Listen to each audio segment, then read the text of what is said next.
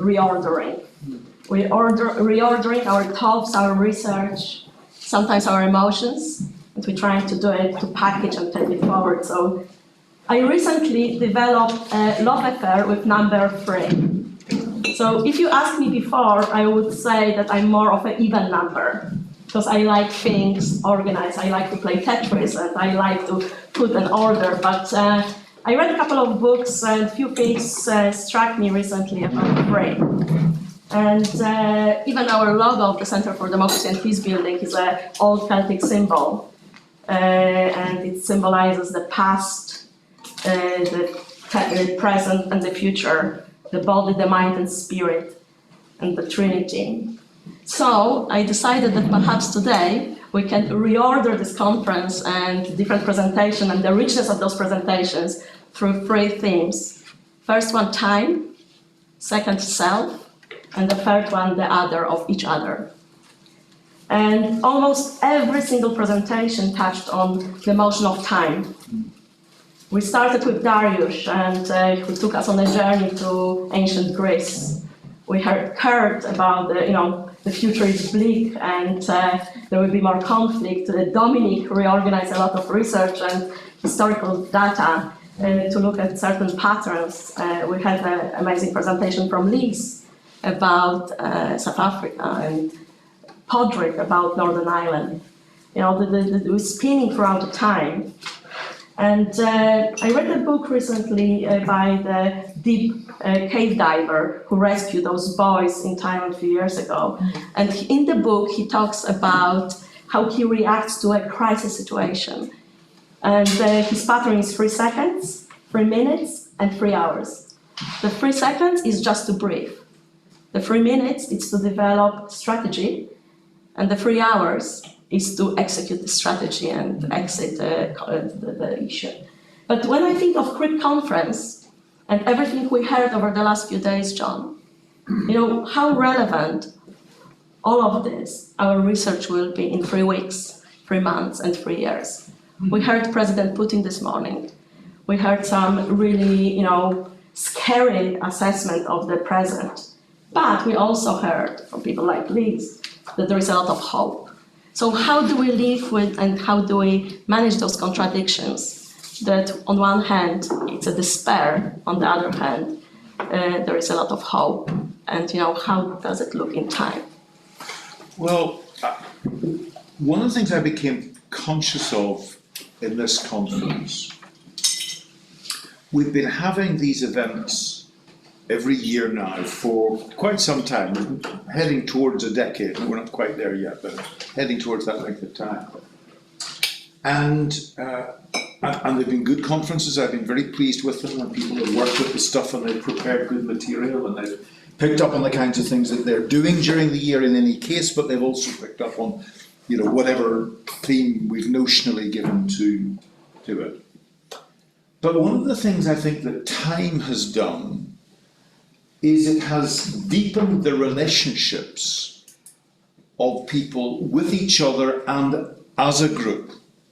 That doesn't mean it's been exclusive, absolutely not. I mean, there were a whole bunch, for example, of artist people here who hadn't been here before. There were some folk from Singapore who had not been here. Other Singaporese colleagues had been before, but there's still somehow or another sufficient of a corporate sense, of a sense of a body of which one is a part, so that I got a greater feeling this time than in any previous conference that there was a coherence, that there was a coming together, that there was a relatedness between different people in the way that they were presenting things, in the way that they were focusing.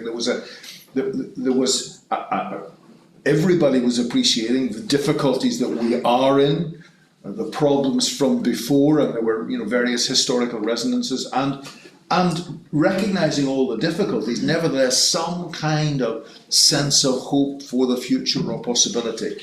And I suppose it really struck me that this is not the kind of thing that you can have by simply trying to set up a conference.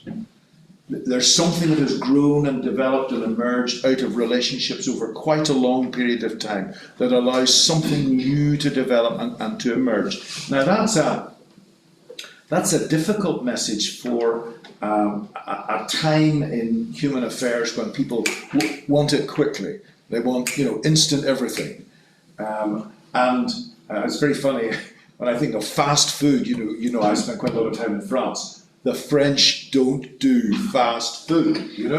They can do McDonald's, but when you go in, there's a salad and this and that. And somehow or other they've grasped something about time and the importance of time and giving time to yourself, giving your time to friends and colleagues. And I think that there's something has matured and developed. Darius was very kindly talking last night about me being a whiskey blender, and wow, wouldn't I love to be able to be good at something of that kind. But there is something about bringing things together and allowing them to mature and to age and to develop.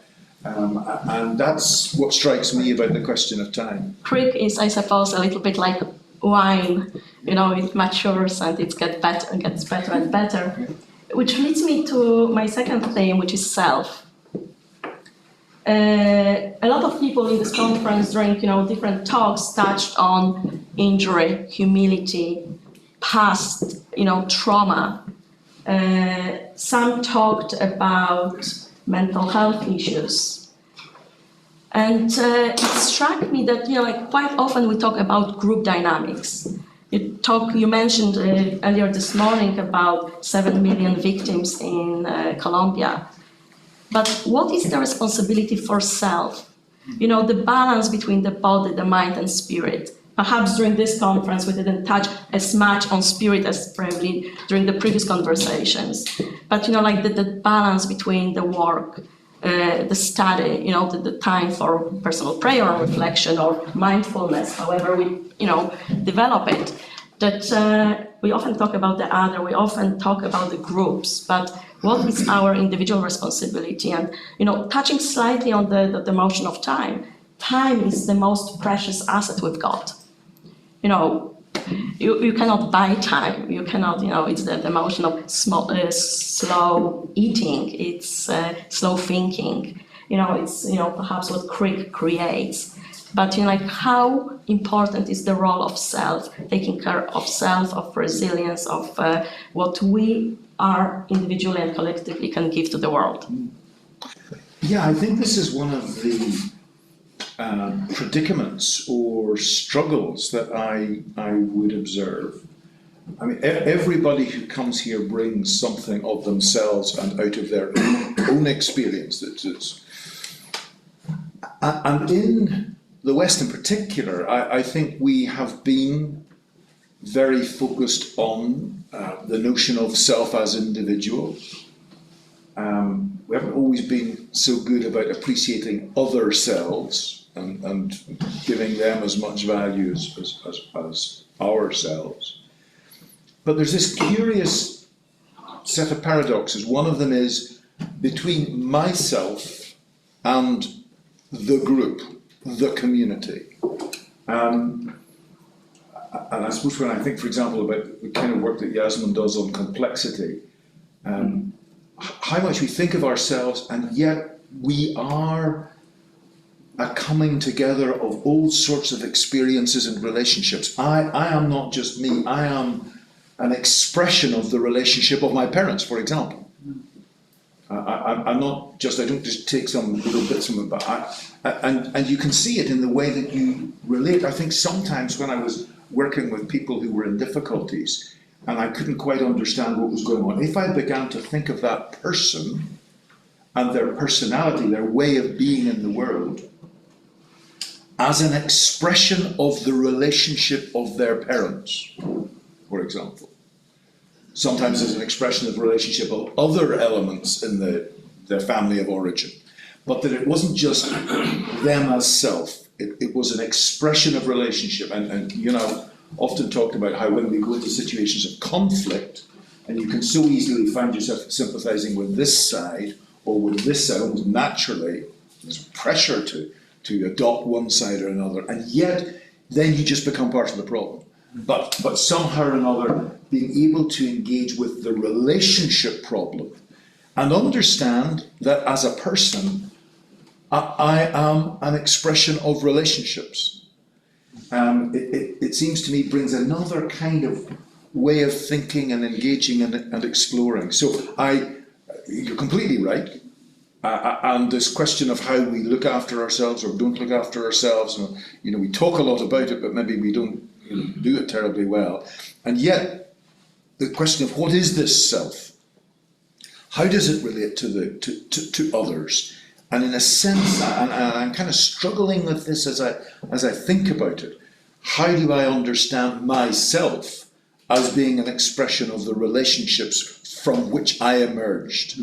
And then observing that in the next generation and in the generation beyond that, which is kind of one of the exciting and slightly frightening things, because you see elements of yourself in the next generation.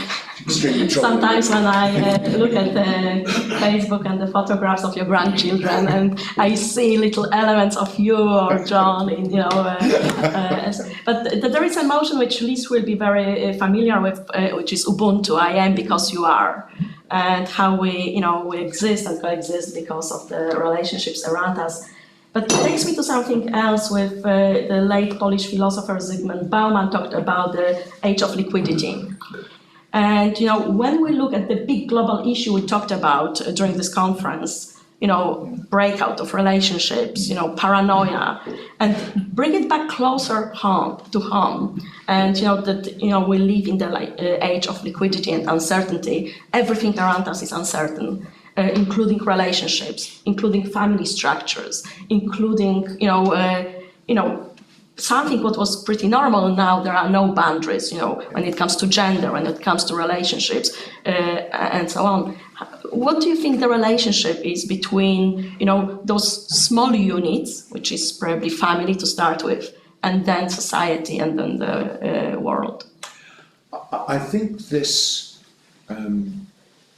is quite a central dilemma, this question of boundaries. When there is conflict, people often think of it in terms of a conflict because these people are on opposite sides of a boundary and they're fighting over the boundary, and famously in Northern Ireland, fighting over the border. One of the things René Girard points out is that actually the problem is not the boundary, it is when the boundary starts to break down. And I think that there's a place in there where we need to do some further exploration. There are boundaries of reality. One of them is the past, which Darius has been referring to. The past is the past, it's over. It has happened. And whenever people get frightened, suffer from anxiety disorders, very often they are frightened actually about something that has happened. And what is the problem for them is they cannot institute a boundary between the future and the past. PTSD in many ways is not remembering horrible things that happened, but not being able to make them into memories. They are a continuing experience of something on into the future, when in fact what they're frightened about is actually something, or upset about what has actually happened. But that capacity to turn an experience into a memory and put it there in the past has broken down. Now, this is where I think we have some quite substantial difficulties in the way that we are viewing things now. When we think that the future is to be found in getting rid of those boundaries, getting rid of borders, getting rid of differences between people. And actually, for me, and Isaiah Berlin speaks about this when he says there's a difference between pluralism and multiculturalism. And he says pluralism is actually what we need to aim for, which is a recognition that we do not see things in the same way. That there is no agreement on the good. So how do we construct societies in which we disagree without killing each other? We disagree well. How do you structure that in a society? Well, the way that we have done it for a long time is national boundaries. The Treaty of Westphalia said, in terms of the things that really matter most to you, which is religion, that will be determined by the state within which you live. and in those cases by whoever was the boss of the state, but even long after that, that it would be the state that you live in. It is vital. Now, in the United Nations, we have this collection of states, and it's not working. And in fact, many of the states themselves are beginning to break down. So the way that we have had of understanding and managing difference is either no longer acceptable, or it's no longer working. And yet, there is difference. We do see things in a different kind of way. We do have different cultures. And this is the dilemma for us. Is there a quick, easy, obvious answer? No, there's not. And that's why we have to try to muster whatever kind of understandings we have. I remember something that my old psychoanalytic teacher, Tom Friedman, said. He said, it's so difficult, John, to get people better that you have to muster every arrow in your therapeutic quiver. It's not easy. There's no simple answer to this. And therefore, we need to bring together our different specialisms, professions, disciplines, countries, backgrounds, experience, the past, what we hope for from the future, the religious dimension, which, as Liz has just pointed out to us, actually played a hugely important role in the situation in South Africa, when it was experienced and expressed in a way that was constructive, not making everybody the same, but understanding how to relate with each other when they're different. So I think, for me, that attempt to resolve all the problems by wiping out difference, I think just doesn't work. And the dilemma, however, is that if you just keep expressing the difference, that doesn't work either, and we have to find a way that takes us beyond that. What Mike mentioned in his presentation this morning about the acceptance, Yes. acceptance of complexity, Yeah. and which leads me to the third element of grouping of our thoughts. It's the other and perhaps each other. We heard about cyber wars and cyber security and the complexity of how we relate to each other. It's, like, how do we, and we heard a lot, and it's something what starts troubling me more and more about shared values. Are there really shared values? Who determines what is a value? Perhaps what somebody in the US values, I may not value, even that we may come from a very similar background. Like I traveled through Utah earlier this year, and we were not allowed to have a drink of wine by the swimming pool, but you were allowed to go and buy a machine gun and ammunition at a petrol station. So like things which are shocking, one would think like we are similar, or we've got the same, perhaps in that case, Christian values. So who determines what the principles are? I think Dariusz talked a little bit about justice and freedom. What is freedom for one? It may be perceived as oppression for another. It takes me back to what you talked about, the boundaries and how we develop those, and how can we not afraid of saying, there are some boundaries, and how do we respect them? How do we treat each other with dignity? And how do we also develop a sense of the intellectual humility?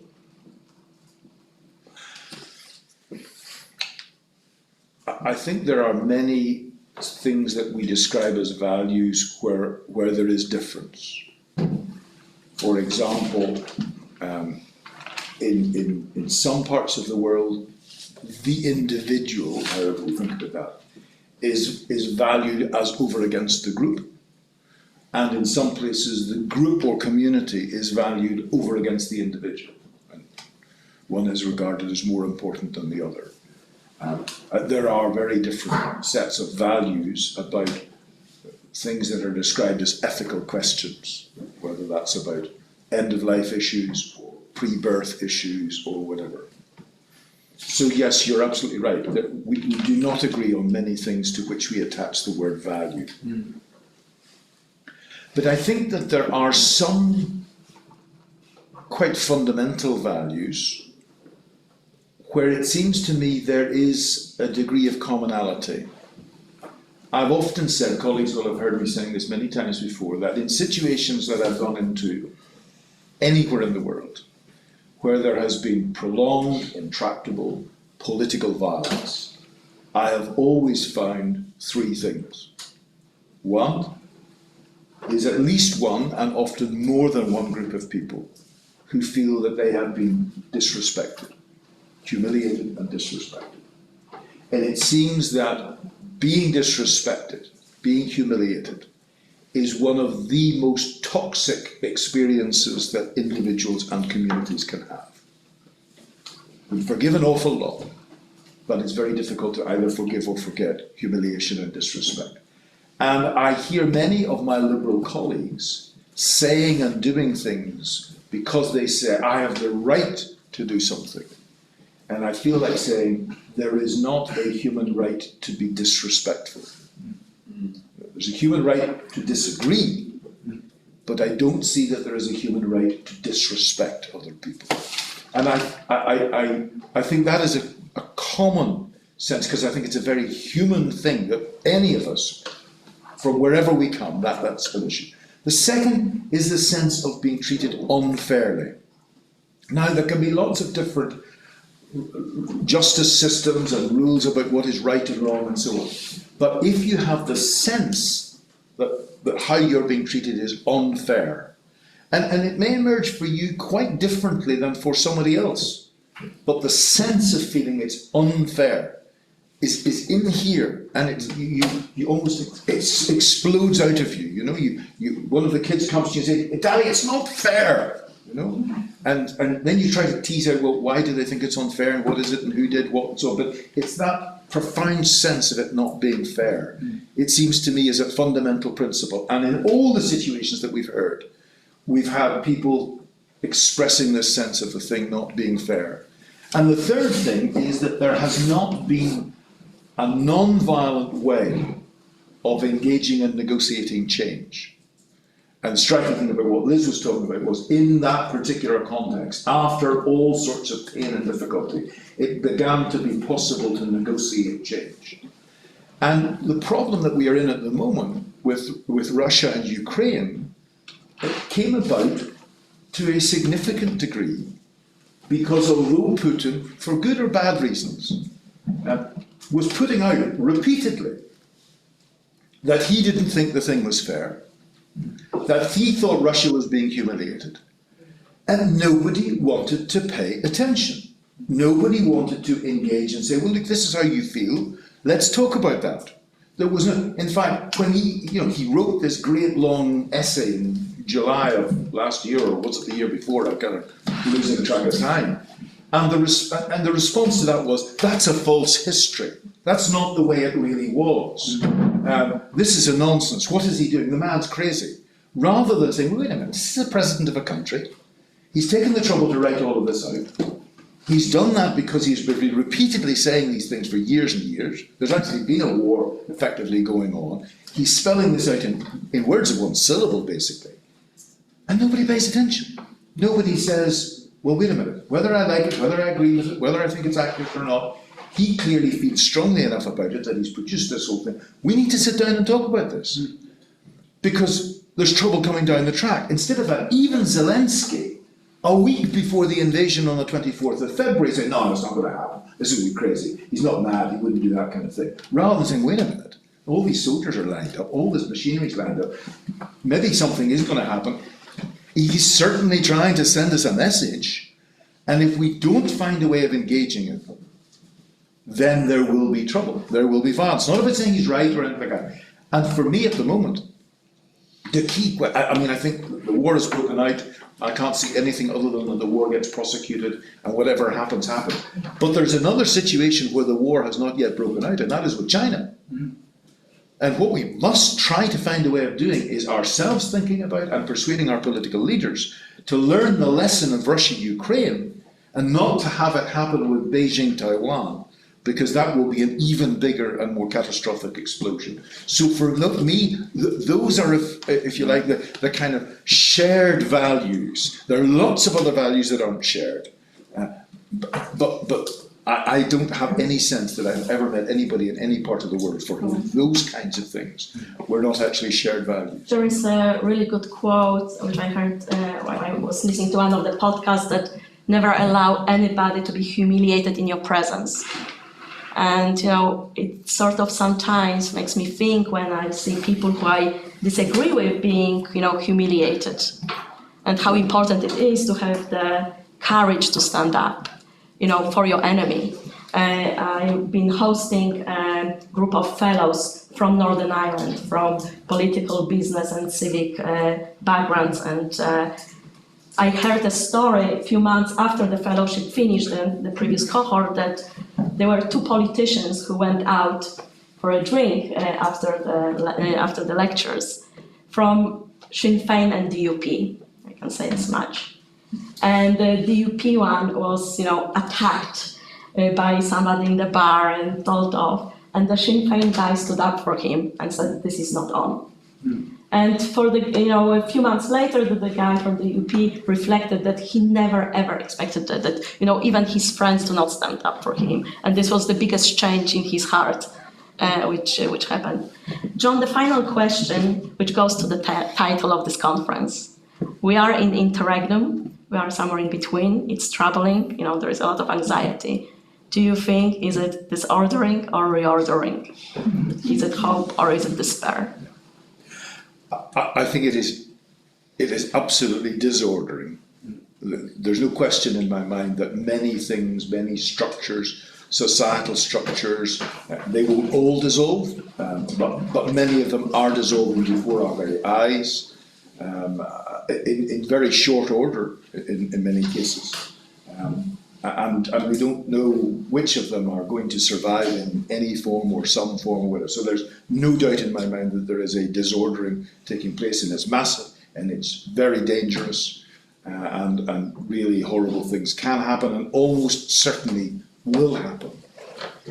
And when I first began to think in this kind of way, which was 3, 4, 5 years ago or perhaps more, I felt very down about it. I felt, having come through the experience of Northern Ireland, where we faced very difficult things and often felt a bit hopeless about them, and certainly never felt, by the way, I never felt even up to the point where we agreed the Good Friday Agreement. I never had any certainty that we would reach an agreement. I mean, we might, I hope, we worked toward it, but I never had the sense of certainty, which actually some friends in South Africa told me that they did at one point, how they said, that they felt the key people had decided something needed to be done, and they felt something would be done. And I personally never felt that in the Northern Ireland context.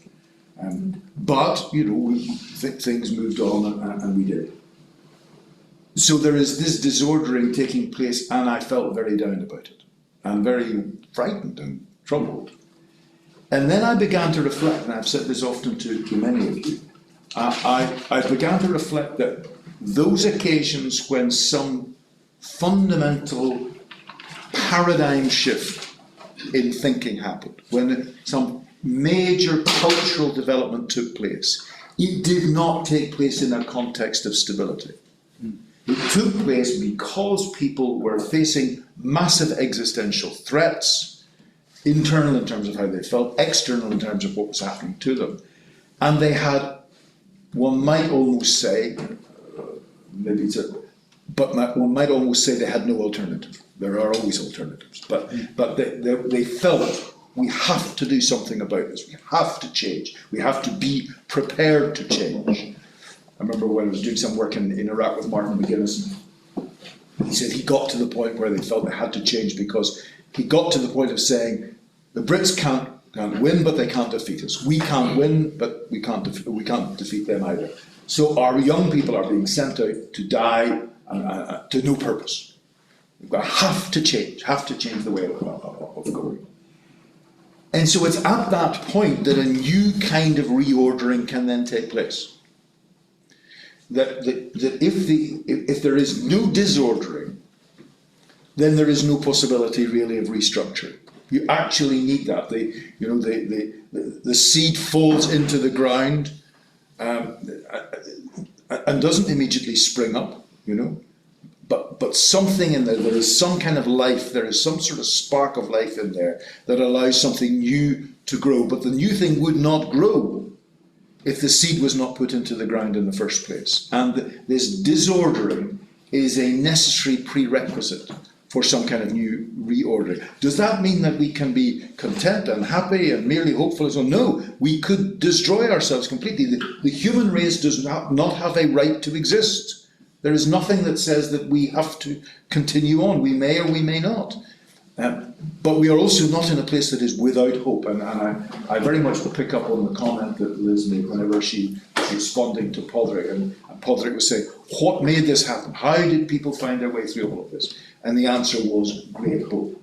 And I think for me, one of the things that colleagues have contributed here, to me, and I think to each other, is a sense that it is not hopeless.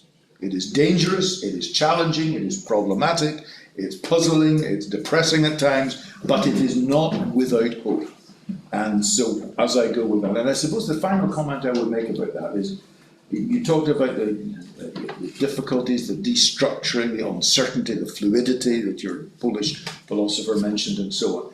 I think one of the things about coming to a place like Oxford is that you get some kind of sense of continuity, the depth of history. I remember walking up Broad Street and I got a phone call from a BBC correspondent in Belfast asking me about a particular political problem, and I said, William, I'm here in Oxford, it's a beautiful sunny day, I'm just miles away from the problems of Northern Ireland, the horrible things that are happening. And then I looked round, and there in the middle of Broad Street is a little circle of cobblestones with a cross, where 3 religious people were burnt to death in Oxford because of their religious convictions. And I said, William, maybe I'm not so far away from even in Oxford. But there is that profound sense of history in this place. Good history, bad history, things that have happened, possibilities that are here. And for me, there is something about those places where there is historic resonance.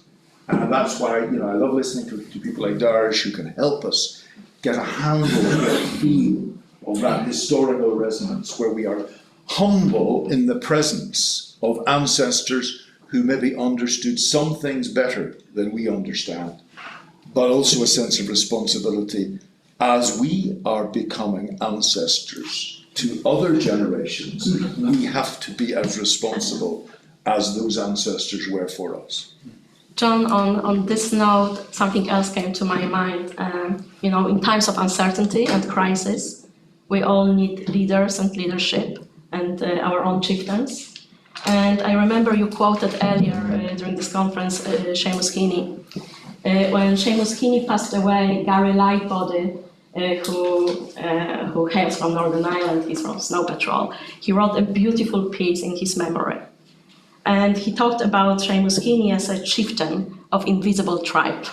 And when he talked about him as a chieftain, he thought that there are certain people in our lives which help us, even in the times of chaos, to make sense and to root us. And you are one of those chieftains. And I think I told you this before, that none of us would be in this room if it wasn't for you. And even in times of trouble and chaos and disordering, you are reassure us, as Oxford does, in its sense of architecture and space. Your presence, your wisdom, and your kindness always inspires all of us. So thank you very much for bringing all of us together, for all your ongoing work, commitment, and dedication of your entire career. Thank you, John. Thank you.